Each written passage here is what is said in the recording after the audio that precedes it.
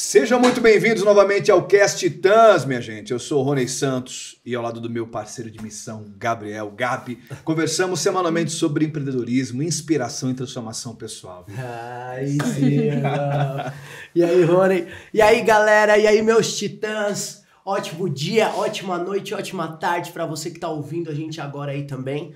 E já deixar claro para aproveitar e seguir a gente nas nossas redes sociais, no nosso Instagram, @pod_casttitãs. E na bio tem o nosso link pro nosso YouTube, você se inscreve, ativa o sininho e deixa no comentário pra gente também o que você tá achando das nossas conversas, dos nossos episódios, o que você gostaria mais que tivesse aqui ou se você tá curtindo muito. Estamos aqui sempre online e vamos falar da nossa convidada, irmão? Rapaz, a convidada da gente hoje é pesada. Aí pesada. sim, ela é hein? fera. Vamos lá então, nossa convidada de hoje, ela é mestranda em artes, design, tecnologia, com ênfase em empreendedorismo feminino, Brasil. Em 2016, Gabi, se liga aqui, aos 20 anos ela fundou a editora Reflexão, Reflexão Business, você vê que ela não é brincadeira, e também é fundadora da Sociedade Brasileira de Empreendedorismo Feminino. Ela é autora, CEO, colunista, consultora em economia criativa, palestrante. Então, ela é plural, né? E agora, com o novo selo Disrupt Talks, ganhou mais um título, você tem uma ideia? Então, um título de publisher das celebridades. Com vocês, a titã Caroline Dias. Obrigada por esse convite. Obrigada, Gabi. Obrigada, Rony. Um prazer estar aqui com vocês. E olá para você que está aí em casa. Pô, obrigado demais. E agora a pergunta que eu tenho é: como você dorme fazendo tudo isso aqui, levando essa vida de plural que você vive? É uma das coisas que eu comecei a desenvolver no mestrado. Dentro do empreendedorismo feminino, eu tenho uma ênfase para a maternidade, apesar de não ser mãe, né? Eu tenho irmãs eu tenho amigas que são mães. E eu comecei a perceber essa falta de tempo. Como administrar o tempo? Então, praticamente todos os livros que tem hoje publicados no mundo, eu li. E uma das coisas que eu aprendi para conseguir administrar meu tempo é dormir cedo e acordar cedo. Amanhã, quando se aproveita amanhã, você consegue administrar melhor o seu tempo. Então, hoje, em média, eu acordo 5:30 da manhã todos os dias. Pode crer. Sensacional, olha aí. Né? A gente fala sempre isso, né? De separar a primeira hora do dia, né? É verdade. E acordar cedo mesmo é crucial. Pô, aí acontece, né? E quem é a titã Caroline Dias? Bom, vocês contaram um pouquinho aí de mim, né? Na verdade, eu, com 20 anos de idade, eu decidi abrir a minha primeira empresa, a editora Reflexão. Abri porque o meu sonho era ser uma designer de joias. Só que com 20 anos, sem experiência, sem ter feito o estágio na faculdade, eu tive a oportunidade de abrir porque eu trabalhei 4 anos numa indústria gráfica. E meus clientes eram editores. Então, eu ouvia a dor do mercado editorial.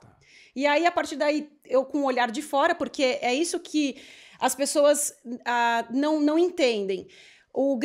A grande revolução de um mercado, muitas vezes acontece por alguém de fora desse mercado. Real. Eu não era da área editorial, mas eu revolucionei o mercado editorial porque, em 2006, se levavam 2, 3 anos para se publicar um livro, que era surreal, ao meu ver.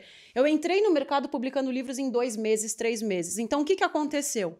A minha fama correu tão rápido no mercado editorial, que eu ganhei 11 universidades como clientes na época. Então, o Mackenzie começou a ser meu cliente, a PUC-Rio, PUC São Paulo, Universidade Federal de Quixadá, Universidade Federal do Ceará. Eu comecei a ganhar muitos clientes, porque todo mundo precisava fazer a famosa pontuação do CAPES, que até então eu não conhecia, fazer a pontuação do MEC e CAPES. Então, eu comecei a atender essa dor dessas pessoas. E aí, a minha fama correu rapidinho. E quando eu fui ver, no meu segundo ano como editora, eu já tinha publicado 150 livros. Foi uma coisa muito rápida mesmo.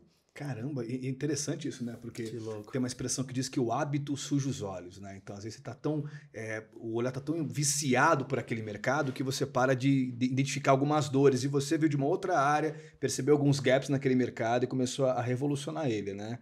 E, cara, me fala uma coisa assim, eu fiquei pensando que você deve ter sido uma criança bem quieta e questionadora, né? E cheia de ideias. Como que era a Carol aos 10 anos de idade? O que ela vislumbrava para o futuro, né? Você teria imaginado que você estaria trilhando esse caminho que você trilha hoje ou não? Olha, essa é uma pergunta muito interessante, porque eu li um livro recentemente que me descreveu como criança. Eu era uma criança extremamente arteira. Tá. Minha mãe era chamada toda semana na escola, eu não parava. Só que naquela época eu era uma criança problema, porque não se tinha a identificação. E um dos livros que eu li 200 livros nos últimos 2 anos. E um dos livros que eu li, ele dizia o seguinte, que a criança, quanto mais criativa ela é, que o filho mais novo tende a ser o mais criativo. E isso não é uma regra, tá? É um estudo científico que foi realizado nos Estados Unidos. Que o mais novo, ele tende a ser mais criativo, porque o mais velho tende a copiar a atitude do pai e da mãe. Então, eu tive uma irmã mais velha que sempre quis ser a minha segunda mãe. E aquilo me revoltava. Então, eu tinha aquilo como um desafio de fazer arte. Eu queria fazer arte na escola, eu queria fazer arte em casa. Eu era uma criança inquieta. E quanto mais inquieta uma criança é, mais ela tende a ser criativa. Então, eu sempre fui muito criativa. Sim. E aí, eu comecei a prestar atenção. Por exemplo, o filho do meio, ele tende a ir para os 2 lados. E quando eu comecei a ler, eu falei, gente, isso faz todo sentido da minha vida, da minha própria vida. Então, hoje, para pais que têm filhos muito arteiros, eu digo, deixa seu filho soltar a imaginação, compra tinta para ele, separa uma parede da casa, com limitações, com regras, mas eu acho que você tem que alimentar, estimular, né? Tem que estimular a criatividade, porque o mundo é dos criativos. Real. Inclusive, quando dentro do mestrado, eu estou desenhando um novo perfil do empreendedor, e uma das coisas é essa, né? Você realmente ser criativo, você tem que ser disruptivo. E é interessante porque a criatividade, ela nasce do desejo. Imagina que você está ali desejoso de pegar uma manga no pé, por exemplo, tá? E você não percebe nenhum recurso à sua volta. Então, você cria formas de você alcançar aquele desejo, claro. Entendeu? Então, toda a criatividade nasce do desejo de alguma coisa. Então, assim, é importante você conseguir perceber que por detrás daquela criança criativa tem um desejo ali por algo, né? E porque a criatividade ela é sempre um sintoma. A causa é sempre o desejo. E a gente não consegue enxergar o desejo que é ali dentro, né? E havia um desejo lá e que hoje está ganhando clareza desse desejo, né? Mas a criatividade nasce sempre do desejo. Isso é muito fera, né? Cara, isso é importante. A gente falando de criatividade, e como foi seus caminhos para você criar a Editora Reflexão? Você, como que isso foi na sua vida? Você, né? Eu li que você fez aos 20 anos, você estava na universidade, como que estava a vida para você nesse momento? Qual foi seu gatilho, assim, para você começar? Na verdade, quando eu trabalhei nessa indústria gráfica que eu comentei com vocês, eu passei por 4 setores diferentes. Então, eu fui da revisão, o que era uma revisão? Do momento que o material gráfico entrava na gráfica até o momento que entrava no carro para entrega, eu tinha que acompanhar tudo. Certo. De lá, eu fui para pré-impressão, da pré-impressão eu fui para o CTP, do CTP eu fui para vendas. Então, eu fui para 4 áreas diferentes. E isso me deu o quê? Uma visão de como funcionava um parque gráfico. Então, quando eu fui para a pré-impressão, por exemplo, eu entendi como eu tinha que fechar um arquivo bem fechado, para não dar problema, porque naquela época tinha algumas limitações. Hoje as coisas estão mais fáceis, vamos dizer, a tecnologia nos permite isso. Mas naquela época a gente tinha fotolito, que nem existe mais, então se você errava, você tinha que fazer manualmente, era meio surreal. Então, me deu uma visão. Só que era uma ponta, vamos dizer, a ponta do iceberg. Tipo, para publicar, para se fazer um livro, existem outras etapas que tinham que ser exploradas. Quando eu estava para me formar, me bateu um desespero na faculdade, porque eu falei, poxa, eu estou me formando e eu não queria ficar na indústria gráfica que eu estava, porque era de um tio meu e de uma tia minha. E eu não queria ficar ali o resto da minha vida, entende? Eu queria voar, eu queria explorar os meus próprios caminhos, então eu decidi abrir a editora por oportunidade. Porque ouvindo a dor do mercado e tendo o conhecimento que eu tinha lá dentro, eu falei, bom, vou tentar. E foi assim que começou. E aí eu comecei a publicar os livros dos pastores da minha igreja, porque não tinha de quem publicar. Quem que ia publicar livro de uma editora que não era conhecida no mercado? Então eu fui pegando os pastores da minha igreja e fui publicando o livro deles. Mas eu não sou teóloga, então eu tinha vários problemas aí. Como triar, como escolher? Eu não tenho essa formação. O pouco que eu sei de sentar e ouvir, mas eu nunca estudei teologia. Então eu sempre tive que ter alguém para fazer essa triagem para mim, que hoje é o meu braço direito lá na editora, né? Ai, que legal, que legal. Agora, nos outros 2 selos que a gente vai conversar, aí não, aí sou eu mesma que trio. Você que faz. Sou eu que faço. Carol, e quando a gente fala publisher, muita gente sabe, mas muita gente também não. É uma editora. Uma editora, por exemplo, nos Estados Unidos é bem comum, né? E publishing seria uma casa editorial. Publisher é uma editora. Eu uso esse termo porque eu acho que tem uma sonoridade melhor para mim. Pode crer. E Caco, assim, quais são as habilidades, né, que você destaca para ter sucesso nesse ramo, né? Assim, na gestão desse ramo do mercado editorial. Que habilidades uma empreendedora precisa ter para conseguir performar em alto nível nesse setor, né? Ao seu ver. Ao meu ver, eu acho que não é só no setor editorial hoje. Eu acho que em todos os setores você tem que ser arrojado. Então, o fato de eu ser arrojada me permite transcender a mais que outros editores. Por exemplo, eu sempre vou atender a demanda do meu cliente. Eu não estou preocupada com o mercado. Aí você vai lá, como assim, cara? Eu estou preocupada com o meu cliente. O meu cliente, ele quer, por exemplo, um livro mais artístico. Então, eu vou buscar um meio de colocar esse livro no mercado, independentemente se eu vou colocar ele numa livraria ou não. Entendeu? Eu busco hoje pontos fora da livraria, por exemplo. Então, por isso que eu falo, quanto mais arrojado você é, quanto mais criativo você for, mais você consegue avançar no seu mercado. E eu me considero isso hoje. Por exemplo, a gente tem a faculdade, o mestrado, apesar de ser em empreendedorismo, ele envolve tecnologia, ele envolve artes, envolve design. Tá. E eu estou aplicando isso nos meus livros. Os meus livros hoje a gente está aplicando realidade aumentada, a gente está colocando QR Code, a gente tem deixado ele cada vez com um design mais arrojado dentro, uma leitura mais leve. A gente tenta fazer uma diagramação, que é esse layout aí do livro, quando você abre o livro, mais assim, gostosa para se ler. Porque senão cansa a vista e aí a pessoa lê 2 páginas, deixa o livro lá e nunca mais pega. Então a gente tenta deixar a coisa mais apropriada possível para o leitor. Porque a gente sabe já que existe uma dificuldade de leitura no Brasil. Porque eu sempre falo, o meu maior concorrente não é a outra editora. Eu concorro com o tempo das pessoas. Eu concorro com a Netflix, eu concorro com a Amazon, eu concorro com o videogame, eu concorro com tudo hoje. Porque o tempo de se sentar e ler um livro, você precisa estar o quê? Desligado do mundo. É verdade. Então, eu preciso ter essa noção de que eu não posso fazer livros muito grandes, tem que fazer livros menores, com uma fonte um pouquinho mais confortável. Enfim, é uma série de técnicas que você tem que ser mais arrojado, tem que ter coragem para fazer, porque a crítica vem. Você já sofreu crítica já por isso, cara?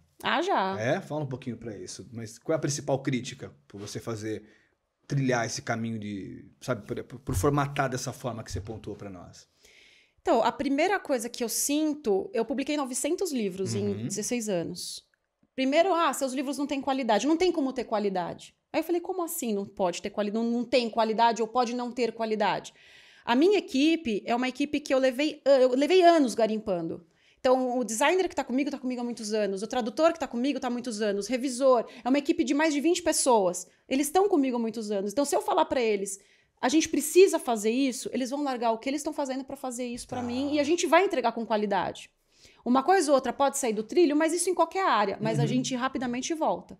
Então, eu sei o que eu entrego para o meu cliente, por isso que meu cliente volta. Sensacional, né? E além de arrojado, Carol, tem mais alguma outra coisa uma outra habilidade que você poderia pontuar para nós aqui, para essas empreendedoras, né?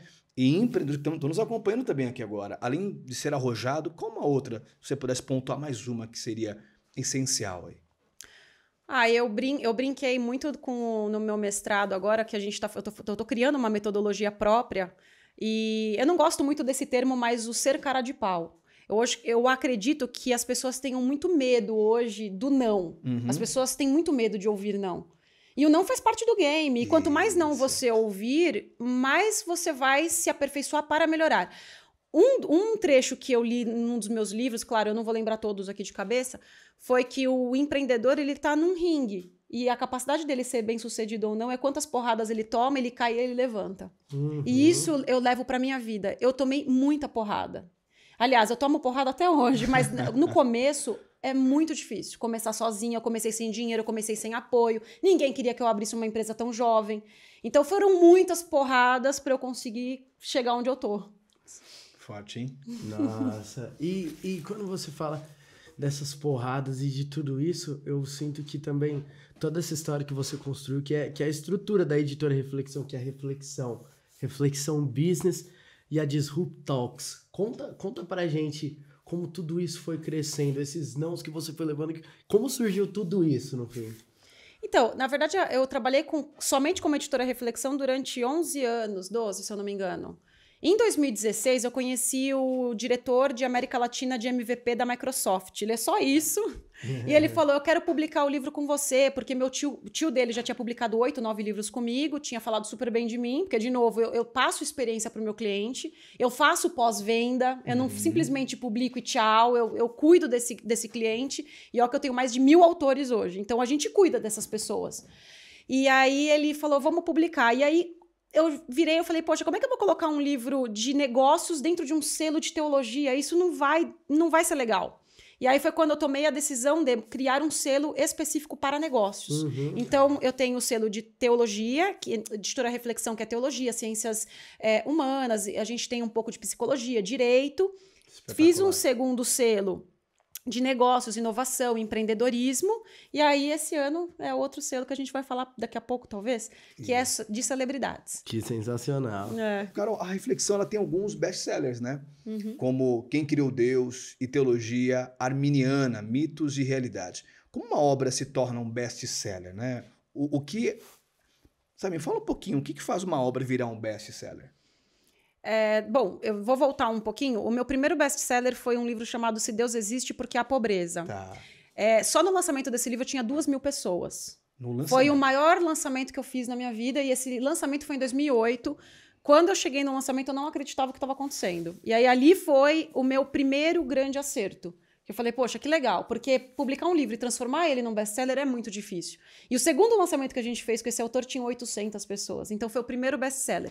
Já esses 2 livros, eles vendem...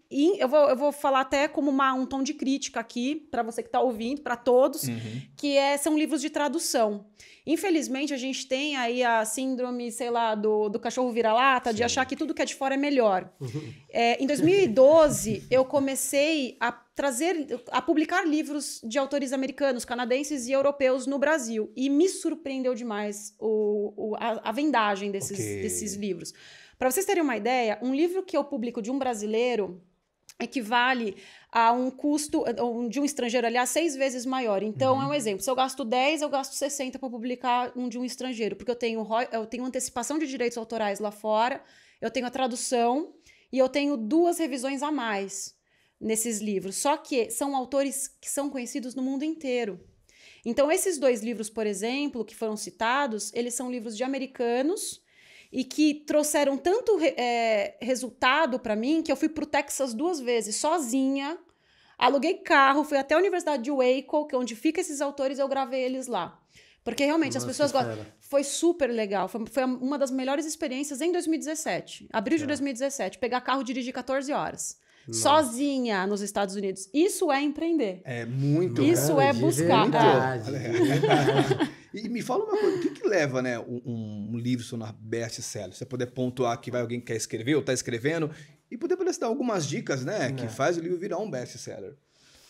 Que fatores, que ingredientes, cara?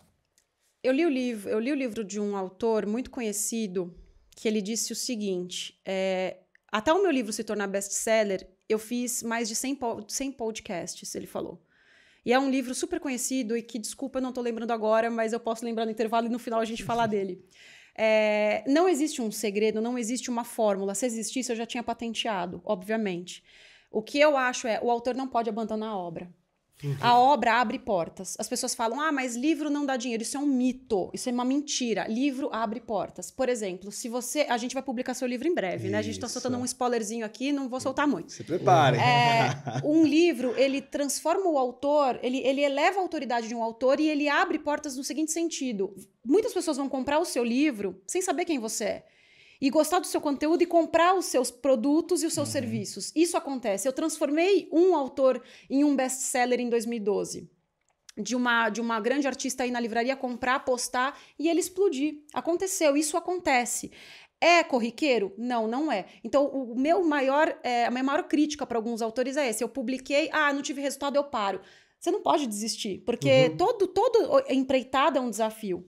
Você tem que insistir, persistir no seu livro. Você tem que acreditar no seu conteúdo. E aí eu acredito que você consegue, com toda certeza, trazer bons resultados para a sua própria carreira. Sensacional. Nossa. E é engraçado porque para tudo mudou, né? Essa pandemia veio e virou, acho que o mundo de cabeça para baixo. E eu queria o seu feedback, assim, de como foi isso pro mundo literário brasileiro. O que isso mudou? Crenças nossas, pela galera tá mais em casa, a galera começou a consumir mais, nada a ver. Conta pra gente como foi a pandemia pro mercado literário. Não, perfeito a sua colocação, porque o ano passado foi o ano que eu mais vendi por e-commerce na história da editora. Pode crer. E assim, quando começou a pandemia, eu tava apavorada. Porque a gente estava com 2 preletores internacionais com data marcada, passagem comprada, uma para maio, outro para julho. Porque uma das coisas que é bem legal, que também eu esqueci de citar, a gente fazia congressos todo ano com autor internacional. E eu viajo com esses preletores para o Brasil inteiro. Então são 7, 8 estados em 11, 12 dias. Então, a gente estava com uma estrutura já montada. Para vocês terem uma ideia, em 2018, eu coloquei 2.000 pessoas para dentro e no Ceará. E a gente estava marcando... No ano passado, iam ter 8.000 pessoas. Então, ia ser o evento da minha vida. E aí veio a pandemia, eu falei, gente, eu vou perder o evento. Isso. E mais do que isso, como que eu vou fazer agora para distribuir meus livros, as livrarias fechando? Foi desesperador, só que me surpreendeu demais as vendas online. Porque tudo que eu vendia para as livrarias do país inteiro, eu vendi no meu próprio site nos meses... subsequentes, né, da pandemia. E imagino eu que isso acaba até, por exemplo, você cria-se um departamento, né, digital, isso em todos os setores, e é legal você falar isso também do livro, porque eu mostro pra você direto. Sim. Eu tenho uma digital, cara, eu leio os livros digital, eu compro a parada, se eu fui na livraria, assim, desde que você pediu pra eu ler livro, eu acho que eu nunca fui na livraria mesmo comprar um livro, então... É muito real mesmo, é muito real. Mas isso vai um pouco também de geração. Os nossos números para audiobook e para e-book ainda são um pouco mais baixos. Mas eu acredito que nos próximos 10 anos isso vai virar. Vai virar totalmente, porque nosso público vai mudando, né? É aquela coisa, né? A tecnologia, ela mudou e ela é mais rápida, né? Que a evolução. Que a mudança de mentalidade das pessoas, né? Nossa, mesmo. Ela é muito mais rápida, é mais exponencial, né? A nossa não é assim. É real. Carol, agora chegou a hora da gente falar desse seu selo que, de verdade, esse daí é brabo. Estamos muito felizes que você também acabou de lançar uma parada com meu pai, que já a gente vai chegar lá. Mas fala pra gente da Disrupt Talks. O publisher das celebridades. Esse é seu novo apelido que a gente tá sabendo. É verdade. Eu não lembro que veículo de comunicação me chamou de publisher das celebridades. Eu achei sensacional. Eu falei, nossa, mais uma agora pra mim. Então, na verdade, no ano passado eu tive a experiência de publicar 2 biografias e foi surpreendente o número. As pessoas estavam muito curiosas para saber da vida assim, elas têm muita curiosidade para saber da vida da celebridade. Só que, quando eu lancei essas biografias, essas 2, que foi o do Tenente Bahia, que perdeu a esposa grávida na porta da igreja, e da Juliana D'Agostini, uma pianista internacional. Quando eu publiquei essas 2 biografias, eu falei, poxa, eu não tenho como agora mudar isso ou criar nada, porque eu estava na semana da Black Friday. É a nossa melhor semana. É surreal o que uma Black Friday faz no Brasil, pelo menos para quem realmente faz de verdade. Eu falei, bom, virando o ano... eu vou parar para analisar e com carinho. Parei em janeiro para vamos dizer assim, um plano de negócios para esse selo. E no dia 22 de fevereiro eu lancei ele. E a gente tem 20 contratos fechados. E a gente está em negociação com muita gente. Muita gente. Que sério. Ave Maria, muito mesmo. E a Carol, ela é fantástica, né? Assim, quer falar já do livro já? Bom, por favor, já tá aqui já. Mostra já o livro já aqui, ó. Estamos aqui no... Câmera aqui. Poxa. Eu falei aqui na parada do meu pai, esse novo livro, o Rodriguinho, Disrupt Talks. Eu li ele inteiro, eu achei muito fera, assim. E vou te falar, eu acho que, além das pessoas quererem saber... A leitura, ela traz um outro olhar, assim, pra história, né? Tipo, é muito diferente de contar, assim, eu sentei pra ler, eu falo disso do meu pai porque eu vi um lado dele, assim, que eu nunca tinha visto, assim, na vida, sabe? E assim, de conversas, mas acho que quando você vai escrever, você vai... E é muito louco mesmo, muito legal. Esse é o novo livro do meu pai, gente. a Carol, Rony, isso fizeram aí. parte desse Responsável. projeto. Eu fiz parte da vida dele, então também fiz parte desse projeto Tá dentro, aqui. cara, tá dentro. E acompanha que tá muito lindo esse livro. Comprem que vocês vão curtir demais. Tá sensacional. Sensacional, Não, tá né? incrível, tá incrível. E me fala uma coisa, Carol, o brasileiro gosta de ler biografias? Ah, eles gostam. O que você acha? Gostam. Principalmente, assim, quando a gente fala de celebridade, aí não tem como correr, são as fãs, né? Uhum. As fãs, elas ficam enlouquecidas, mandando mensagem o dia inteiro pro nosso WhatsApp, ligando no nosso telefone, mandando mensagem, falando pra gente mandar a celebridade junto no correio. A gente recebe de tudo, é muito engraçado. Mas assim, até esse momento você escolhe e faz assim a proposta ao futuro biografado, ou eles estão vindo atrás de você, olha, eu quero fazer a minha biografia? Como que tá sendo? Até abril, a gente prospectou. A partir do final de abril para começo de maio, já começaram a vir, porque já começou a sair na imprensa uma notícia ou outra, uma nota ou outra. Então, hoje, eles estão vindo mais. Ok. E a gente tem fechado parcerias também com assessorias de imprensa, porque as próprias assessoras têm interesse em ter contato com a gente. Sim, verdade. Então, a gente tem hoje várias assessoras em parceria com a gente, várias. É assim, você tem crescido muito, Carol. Você é uma grande profissional e, poxa, tá chegando cada vez mais gente. E vai chegar mais pessoas, assim. Como é que você faz a seleção no sentido de qual biografia fazer ou não? Como que isso é feito? É feita essa seleção? Se é, como que ela é feita? Bom, a primeira pergunta que eu faço para celebridade é: você está disposto a me contar o que o Google não sabe? Essa é a pergunta que eu faço. Se o cara, assim, não tiver certeza, eu não quero. Porque eu não quero fazer mais do mesmo. Eu quero trazer algo novo. Eu quero trazer um ângulo novo desse artista. Se não for para isso, eu não vou perder meu tempo. Eu também não vou tomar o tempo dele. E tá tudo bem se ele não quer contar. Muito interessante, porque é exatamente isso que eu senti do meu pai mesmo. É um ângulo que não tinha mesmo. É porque, assim, no caso da biografia, né? Porque você tem 3 tipos de imagem. A imagem que você projeta, a imagem que as pessoas percebem e a imagem que realmente você é. A que você projeta é aquela que você quer, sabe? Que você que apareça, né? que apareça, mas não é o que você é de Não é- fato. não é a realidade. A que as pessoas percebem é outra coisa. E a que realmente você é outra coisa bem diferente, né? Então, quando a Carol pergunta, você está disposto a revelar uma imagem que nem o Google captou ainda? Está disposto? É um desafio, né? Real. É tirar a pessoa da zona de conforto. Realmente é a imagem real que a gente chama, né? Muito E fera. essa imagem real é complicada, né? Aí é coragem, né? Aí é coragem. Aí tem que Vamos ser fazer um arrojado. livro, Gabi? Vamos fazer um livro? Aí, garota! Antes, Aí, ó. eu tô feliz de você falar isso aqui agora, porque o Rony a gente já tava falando muito Muito, assim, de, ontem, tipo então. assim. Ainda mais agora com essa ideia do meu pai, de você perto da gente, pô.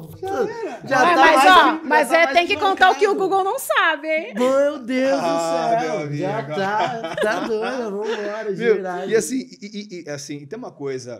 Quem foi a primeira pessoa famosa que você biografou? Eu acho que a Ju e o Tenente foram na mesma época. É que assim, eles não são...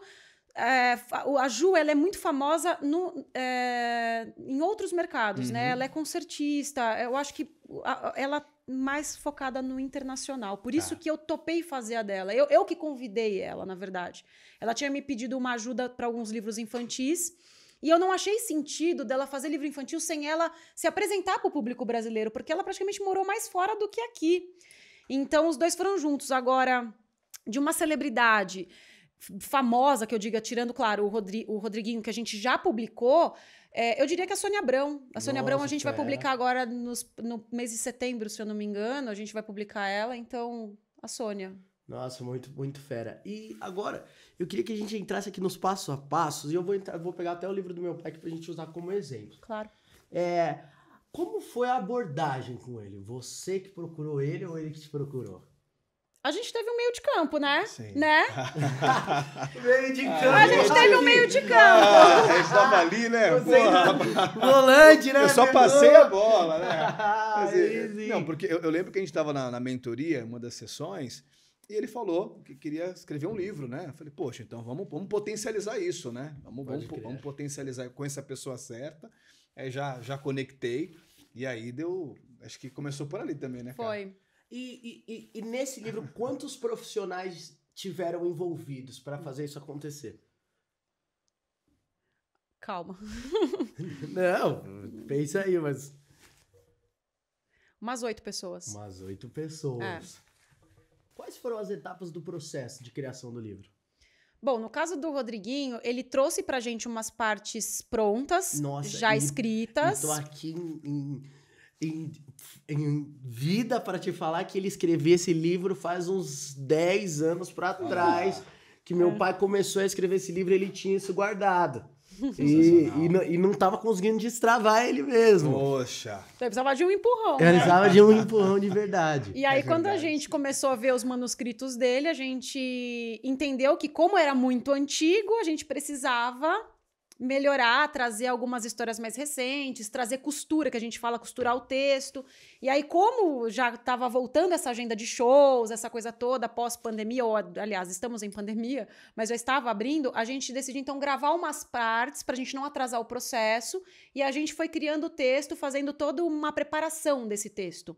Então, a primeira etapa, entrega o texto, vamos dizer aqui, cru, a gente prepara, revisa, devolve para o autor.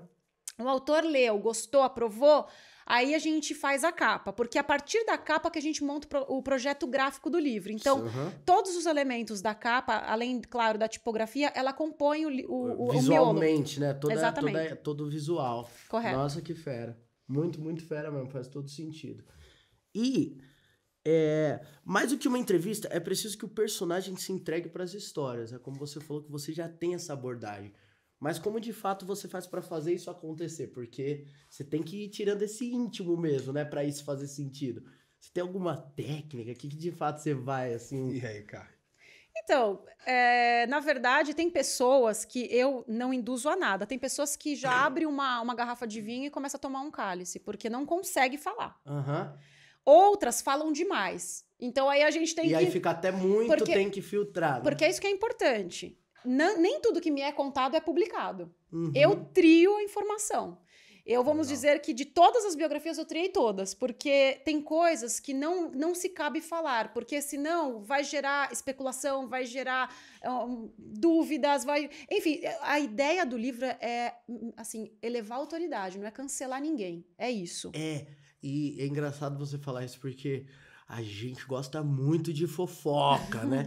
E você, acho que é isso que você tá falando, você tem que ser esse meio de campo de preservar a imagem, mas ao mesmo tempo é isso, de mostrar também o que ninguém nunca viu. E como é essa linha tênue pra você, por exemplo?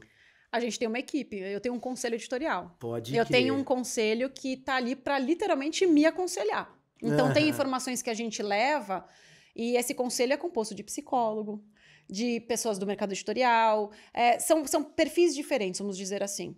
Tem um filósofo no meio do meu conselho. E aí vai se E aí a gente analisa o que vale ou não a pena publicar, entendeu? Tem coisas que eu estou enfrentando isso agora. O artista quer publicar uma informação que eu não quero, porque envolve uma outra pessoa pública, que por mais que ele não fale o nome, todo mundo vai saber quem é. Tá. Então, ali eu estou com um problema. Sim. Que aí, com muita calma, eu preciso ir lá conversar. É assim que eu faço. Porque daquele jeito eu não posso publicar, porque vai gerar problema. E não é isso, né? Exatamente. Esse é o X da questão. E a gente falou desse processo todo. Quanto tempo demora esse processo todo? De novo, eu tenho um perfil arrojado, depende do meu cliente. Entendi. Se depender de você tinha falado de 2 a 3 meses. Exato. Dependendo de mim, 2 meses, 45 dias, eu consigo entregar uma obra. Uma obra pronta. Se você falar, nossa, meu livro tá revisado, tá prontinho, só que deu errado, eu não consegui publicar na outra editora, eu faço em 2 semanas. Olha isso, hein? Isso é arrojado, né? Assim, eu percebo que a Carol tem um mindset ágil, né? Uma mentalidade muito ágil.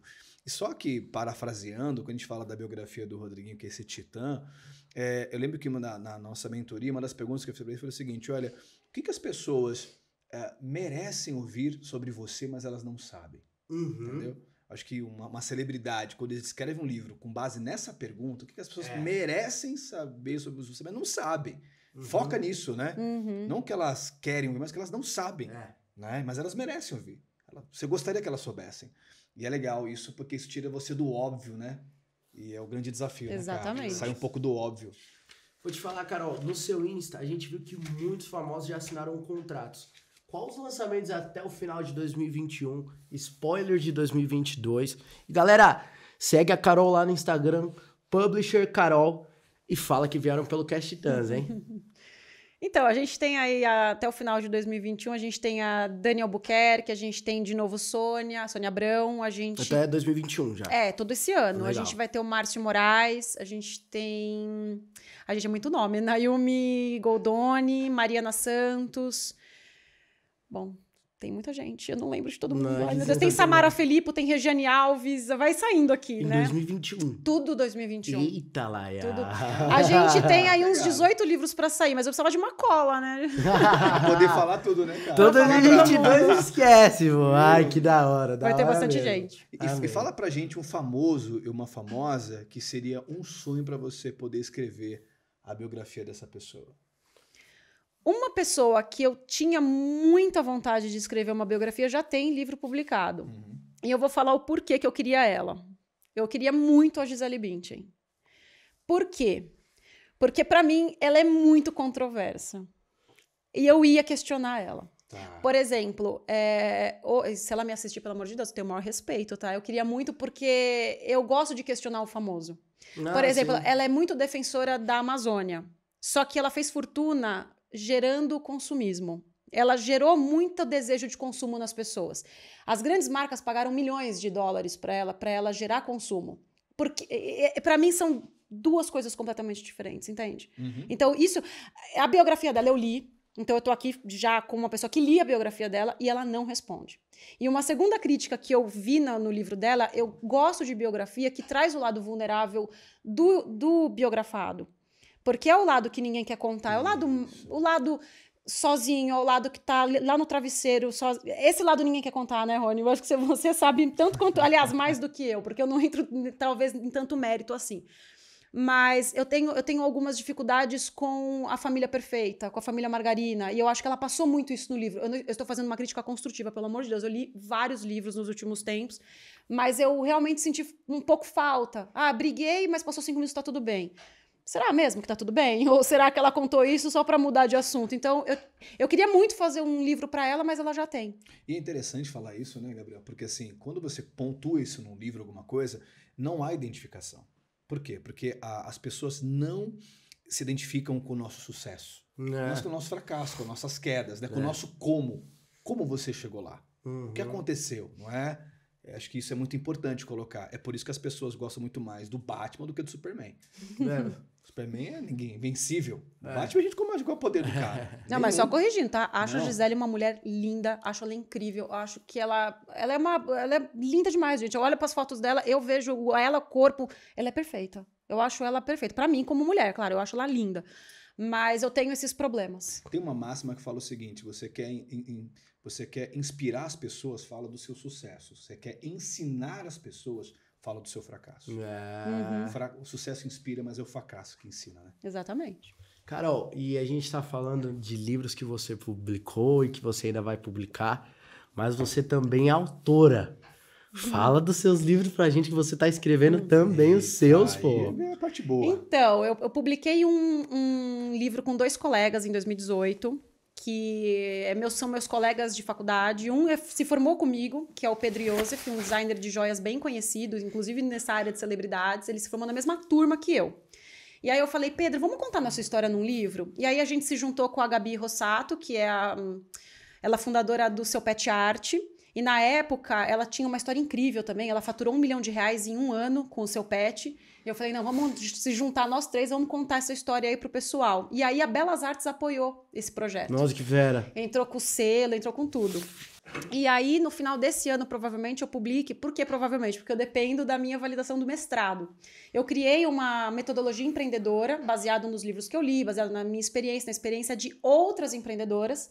Então, eu quero publicar um livro experiência mesmo, que a pessoa participe, escreva lá e tal, no final desse ano, que vai ser o resultado do meu mestrado. Que fera, que isso. Sensacional, é louco. E, Carol, você também é fundadora da Sociedade Brasileira de Empreendedorismo Feminino.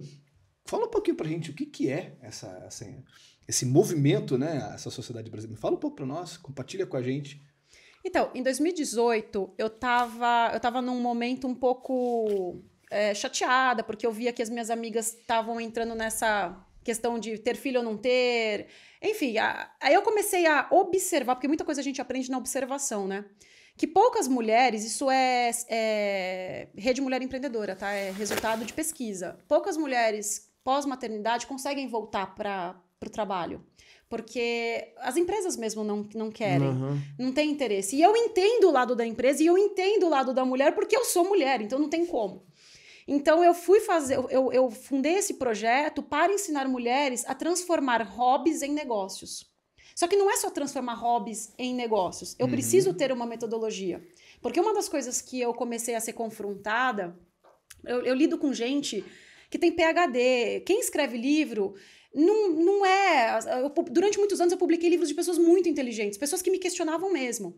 E teve uma tarde que eu fui conversar com uma pessoa da área de tecnologia que, para vocês terem uma ideia, vendeu a empresa para TOTUS. Então, ele era um gênio. E foi uma das tardes mais difíceis da minha vida, porque ele me questionava em questões metodológicas. E eu falei, eu não sei. Eu cheguei numa conclusão, eu não sei. Ele falou, então quando você tiver a resposta, você vem falar comigo. E aí eu falei, poxa, então eu preciso estudar. E aí foi quando eu fui pro mestrado.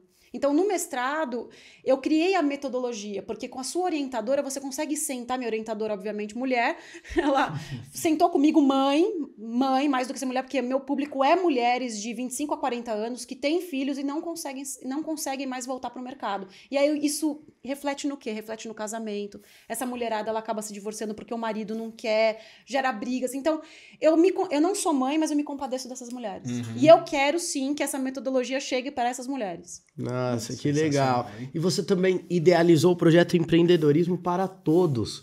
Conta um pouco desse projeto pra gente também. Esse projeto aconteceu porque, quando eu falo de empreendedorismo para mulheres, muita gente fala, mas e os homens? Eles não sofrem? Mas e os homens? Isso. Aí eu comecei a... É verdade. Porque a gente tem também os gays, a gente tem as lésbicas, a gente tem tudo, não é só mães. E aí eu falei, poxa, é verdade, por que não colocar todo mundo? Porque todo mundo sofre. Eu me sinto uma privilegiada de ter aberto uma empresa tão jovem e ter dado certo, porque eu sei que não é uma regra, não é a realidade de todo mundo. Eu não sei o que é ter uma frustração de ter uma empresa fechada. E eu sei o que eu sei não, mas eu já convivi com pessoas que quebraram, e eu sei o quanto é difícil, porque eu convivi com eles. É uma questão muito emocional que está envolvida ali. Então, a gente colocou o empreendedorismo para todos justamente para não ficar fechado só para mulheres, mães, 25 a 40 anos. Então, a gente abriu para todo mundo. Mas o meu foco pessoal são essas por causa dessa dor. Dessa dor do eu tive um filho e não consigo voltar para o mercado de trabalho. Acho que eu gostaria só de parafrasear a tua frase, como eu me sinto privilegiada por começar tão jovem e ter perseverado até dar certo. Né? Então, acho que essa é a grande marca. Né? Você deu certo que você perseverou. Porque foi muitas coisas ao longo do caminho. Porque quem tá de fora pode achar que, né, de maneira mágica ou esotérica deu certo, né? Não, ela perseverou até dar certo, né, cara? Como você também na tua carreira e eu na minha, né? Persevera até dar certo. O jogo é esse. Com certeza. Aí. É nóis. O Rony sempre fala te vejo no topo. E você afirma que a chegada no topo não existe. Isso tá no seu site. Agora eu quero ver vocês dois aqui se debatem. Que o Rony fala te vejo no topo. Você fala que o topo não existe. E aí? Olha o diretor ali, só rindo. Então, mas... Não, isso é inimigo do fim, esse diretor. Ó, me colocando na berlinda, hein? Isso é inimigo do fim. Então, mas o sentido do topo de não existir topo, ele tá mais ligado a essa mudança constante que a gente tá vivendo. Não adianta eu me considero no topo editorial hoje. Eu sou reconhecida no que eu faço, eu sou respeitada no que eu faço. Hoje você pode puxar meu nome, meu CNPJ, você não vai ver nada, porque eu sei o que eu construí. E uma reputação hoje, ela tá na rede social. Só que se eu não tomar cuidado, eu perco isso em 5 minutos. O que eu construí em 16 anos, eu perco em 5 minutos. Ou mais do que isso. Vem uma nova tecnologia, só que eu não tô atenta. Quantas empresas quebraram? Sim. Então, por isso que eu brinco que não tem topo. Porque se eu não estiver atenta com o que está acontecendo no mercado, e o mercado ele é muito sutil, não é uma mudança drástica, é uma mudança sutil todos os dias. Que quando você vai ver ao longo de um ano, você se arrebentou. Acabou o topo para você. Sim. Então é nesse sentido. Mas a gente tá no topo, a gente tá no topo. Aí, diretor. Já botaram logo... Berlinda, né? Os caras estão botando... Da hora demais. Assim, me fala algo sobre você que ninguém sabe, mas você gostaria que todos soubessem. Alguma coisa que não tá no Google, que não tá nas redes sociais. Algo muito pessoal da Carol. Bom, eu vou compartilhar com vocês uma situação que aconteceu comigo em 2013. Eu passei por um trauma muito grande. Eu ia me casar e na semana que eu marquei meu casamento, o meu relacionamento acabou. E aquilo me marcou muito, porque até aquele momento eu achava que só tinha essa rota pra minha vida. E aí eu peguei literalmente o dinheiro do casamento e fui embora fazer intercâmbio. E eu tinha um problema porque eu já estava começando o meu selo internacional e eu não falava inglês. Então eu dependia sempre de um intérprete. E aí eu fui, para vocês terem uma ideia da minha aplicação quando eu cheguei no Canadá, eu entrei no nível 3 e eu fechei a escola no nível 14. E faltava um nível para fluência total. Aí eu voltei para o Brasil, reformulei algumas coisas na minha empresa, na minha vida pessoal, porque assim, uma das coisas que eu aprendi com essa situação, que eu falo para algumas pessoas, é que quando a gente está dentro de um problema, a gente não consegue se ver de fora, a gente não consegue olhar esse problema de fora, a gente está ali no meio da turbulência, a gente não vê uma outra solução. E quando eu saí desse ambiente, família, trabalho, relacionamento, amigos, eu saí e eu fui para outro ambiente, morar numa casa de estrangeiros, com colegas estrangeiros, com culturas completamente diferentes, sem falar quase nada no inglês, eu falei, cara, minha vida não se resume no bairro que eu moro, na cidade de São Paulo. Minha vida não se resume a isso. E aí eu estudei, voltei, ampliei os meus negócios, reformulei minha vida pessoal e hoje, sem dúvida, eu tô 1000% melhor. E detalhe, em 2016 eu voltei para fazer um curso num college lá de negócios. Então eu voltei para um inglês para isso. Hoje, claro, eu tô um pouquinho enferrujada, mas um mesinho eu já tô, super esperta, que era meu convívio com os americanos até a pandemia chegar, né? Mas é justamente isso. Às vezes a gente passa por um problema que a gente acha que não tem solução. E às vezes a solução é você ficar sozinho, que seja uma semana. Eu sempre falo isso. Fica sozinho, sei lá, um final de semana, então. Sai do problema, sai daquela turbulência. É isso que eu tenho, assim, de lição da minha própria vida. Sensacional. Nossa. Ó, eu vou falar que agora a gente chega num momento muito legal aqui do nosso podcast, que é o nosso Titãs do Bem, onde a gente escolhe uma instituição e a gente faz doações através do nosso QR Code, que tá aí na tela. Se você tava vendo ele, por favor, qualquer doação, qualquer coisa, vai ser muito, muito, muito bom. E a instituição, dessa vez, é Lar da Criança Frei Leopoldo, com cerca de 15 crianças em situação de vulnerabilidade social de 0 a 16 anos. O Lar da Criança Frei Leopoldo é uma casa ampla, com boas acomodações, muito espaço interno e externo para as crianças brincarem. O feedback das nossas ações será postado no nosso Instagram, @pod_casttitãs. Vem com a gente, Titãs do Bem. Amém. Vamos com tudo. É isso aí. Agora vamos para aquela trinca, né, Vamos na Gabriel? trinca. Com as nossas perguntas. Uma coisa que eu sempre digo é que a sabedoria não habita nas respostas, mas habita nas perguntas, né? E quando você quer extrair o melhor da pessoa, perguntas inteligentes são vitais para isso. Então vamos começar com uma pergunta inteligente para essa titã inteligente também. Cara, me fala uma coisa, qual é o jogo por detrás do jogo, né? Porque quando a pessoa olha, vê você jogando, tem um outro jogo no backstage. Qual é o jogo por detrás do jogo? Eu acredito que o jogo por trás do jogo é ter ética, é ser honesto, é fazer as coisas com clareza, você estabelecer diálogos claros, ser correto. Eu acho que é tudo aquilo que hoje em dia não se fala, mas se deveria ser feito. Então, pra mim é isso. Eu alicerço minha vida assim. Sensacional, Sensacional. hein? Sensacional. E se você pudesse escrever uma frase em um outdoor que todas as pessoas pudessem ler, o que você escreveria? Aí eu vou brincar, né? Não julgue o livro pela capa. Que é em isso? todos os aspectos, Ela veio tá? afiada, ela nem tem cara. Não, ela já veio moendo. Que isso? Não, mas em todos os aspectos. Em todos os Sensacional. aspectos. Não julgue o livro pela capa, com certeza. Gabriel, a terceira, manda pra ela. E o que é ser um titã pra você? O que é ser uma titã pra você? Eu volto na história do ringue, né? É tomar porrada e saber levantar e seguir o jogo. Porque porrada todo mundo leva. Eu acho que não se vitimizar. Assumir o protagonismo, né, da sua vida. A autorresponsabilidade. Entendeu? Eu fiquei pensando muito esses dias e falo muito isso, que se a gente entender o potencial que de fato a gente tem pra pra mudar mesmo o ambiente, não o ambiente mudar a gente fica muito mais forte, né? Essa é a real mesmo. E com certeza é lidar com as circunstâncias. Eu acho que, pô, tudo que é bom chega ao fim e estamos chegando a mais um fim de um podcast. Pô, gente, muito, muito obrigado a presença de cada um de vocês, meus titãs. Rony, meu irmão, como sempre, é sensacional.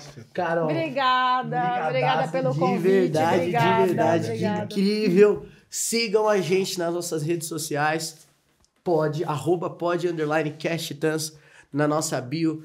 Tem lá o nosso YouTube, você vai no nosso YouTube, se inscreve no canal, ativa os sininhos, deixa os comentários pra gente do que você tá curtindo, deixa uma frase super inspiradora pra gente. E, meus titãs, estamos muito felizes mais uma vez a gente tá aqui junto, hein? Muito obrigado vocês, Gabrielzão, honra estar com você. Louco, irmão. Receber a Carol, que é uma amiga acima de tudo, né? Uma parceira de missão, né? Eu sempre falo que a vida não une pessoas, ela une propósitos, né? Então, o propósito de fazer diferença no mundo e criar uma cultura de titãs no Brasil e no mundo é que nos conectou com essa outra titã, porque pássaros da mesma plumagem voam juntos, né? É isso aí, cara. Cara, manda um... eu queria agradecer, né? Agradecer você, Rony, pelo convite, agradecer o Gabi também pelo convite, agradecer a todo mundo que tá aqui hoje, e agradecer você de casa, que teve paciência de me ouvir até agora, né? Você é louco, hoje foi uma aula. Você é doida, cara. Né? Sensacional. É aula, né, velho? Sensacional. Galera, tamo junto, meus titãs. A gente se Tchau, encontra tchau. no topo. Valeu. Valeu. Tchau.